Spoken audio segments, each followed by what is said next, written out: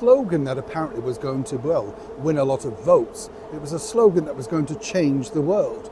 And it was a slogan that now they've decided to dump, simply because with a brand new Home Secretary who seemingly can't even get one migrant back out, well, now there's another huge problem.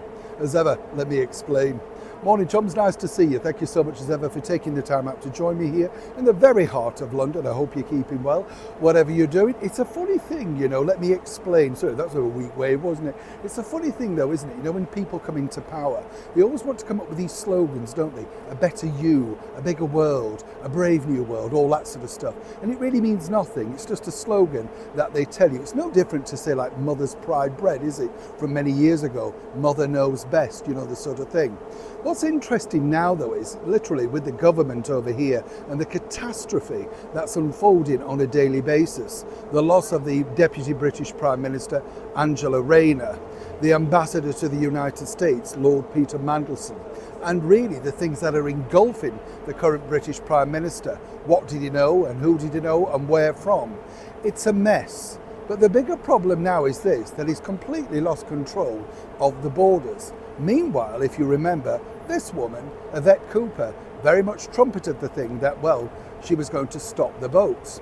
Now, the bigger issue for Yvette Cooper really was the fact that she suddenly decided to be interviewed by her husband, the TV host personality, Ed Balls, another failed Labour MP, raking in a lot of money, seemingly sitting down every single day alongside Susanna Reid on Good Morning Britain. You get the picture. But now, of course, things are really escalating. Yvette was moved sideways, seemingly because she couldn't do the job, and literally she didn't stop the boats. Now, behind the scenes at 10 Downing Street, what I can tell you is this. They're very quietly resting that particular slogan, and rightly so, many people might say. The latest Home Secretary, just about a week and a half in the job, Shabana Mahmood, well, she hasn't exactly come with a clean plate, a clean palette. And the problem that she has really now is trying to enforce some of the things that Yvette left behind. If you remember, when Yvette Cooper came into power, on the very first day, she couldn't wait to tell you that she'd scrapped the Rwanda plan. This was a plan that cost millions, let me tell you, and simply no flights took off. Now, the previous government blamed the Labour Party. Everything was set in place and everything was set to go. But what's interesting, as I say, is as Keir rattled with his latest idea, change. It was all about change. Things were going to change. And under them, we were going to have cheaper electricity, better jobs, more pay, etc. What we've just found out today is that the economy is flatlined. Rachel Reeves, a woman who couldn't remember exactly how long she'd been in charge of certain things, and clearly lied on her CV.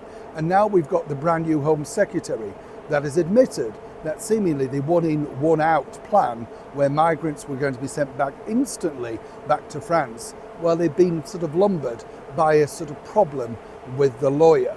Of course, he didn't see this coming. This is the intelligence that we now have running our country.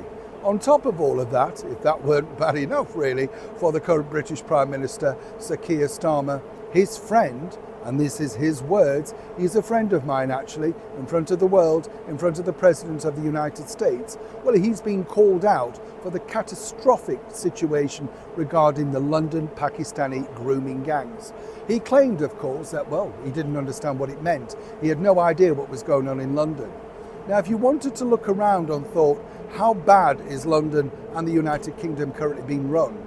All you've got to do is look at the fact that behind the scenes, very quietly, they're deciding exactly the sort of mantra, the sort of slogans that they want you to remember. This one was a big one, but suddenly now, well, Stop the Boats has been rested, simply because Yvette Cooper and Shabana Mahmood, well, they can't, and now they're fully admitting it. But either way, she's going to do everything in her power to make sure that our borders are secure. The thing is, resting one slogan to, well, come up with another. Does anybody truly believe this is happening? Neil Shaw, King's Cross, London.